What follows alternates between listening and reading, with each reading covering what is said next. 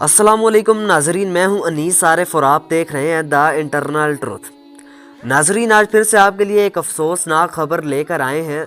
आज की हमारी वीडियो में हम आपको बताएंगे कि कैसे पाकिस्तान की एक नामवर और पुरस्कार शख्सियत इंतकाल कर गई है। जी हाँ, सेठ आबिद पाकिस्तान के इंतहाई ताकतवर तरीन इंसान और एशिया के एक नामवर डॉन थे, जिनकी बेइंतहा दौलत का अंदाज़ा करना भी किसी इंसान के बस में नहीं था।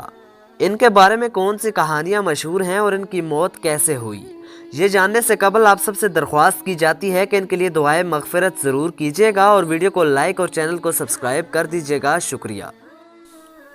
नाजरीन, इनकी मौत की खबर एंकर पर्सन मुबशर लुकमान ने दी है। इनका कहना था कि पाकिस्तान के मारूफ बिजनेसमैन सेठ आबिद इंतकाल कर चुके हैं।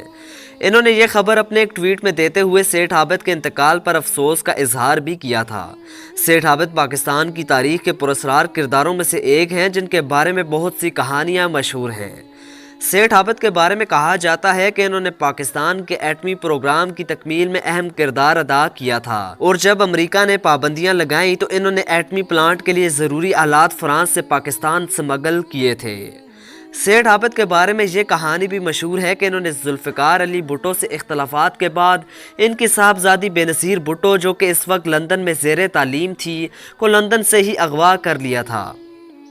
सेठ आबिद भुट्टो और ज़ियाउल हक के दौर में अहम तरीन किरदार के तौर पर जाने जाते थे, लेकिन फिर वो मंजर-ए-आम से गायब हो गए। इसके बाद इनका नाम नवंबर 2006 में इस वक्त खबरों में आया था, जब इनके बेटे हाफिज़ अयाज को इनके मुहाफ़िज़ ने लाहौर में कत्ल कर दिया था। नाजरीन, सेठ आबिद अपने वक्त में इतने ज़्यादा ताकतवर और दौलतमंद थे कि हुकूमत वक्त को जब कर्ज चाहिए होता था वो सेठ आबिद के पास चले जाते थे।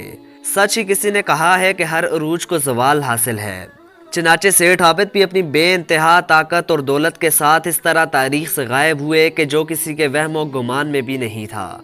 आप सबसे रिक्वेस्ट है कि इनके लिए दुआए मगफिरत ज़रूर कीजिएगा, और अगर आपको वीडियो पसंद आई हो तो हमारे चैनल को सब्सक्राइब और वीडियो को लाइक कर दीजिएगा। शुक्रिया। खुदा हाफिज़।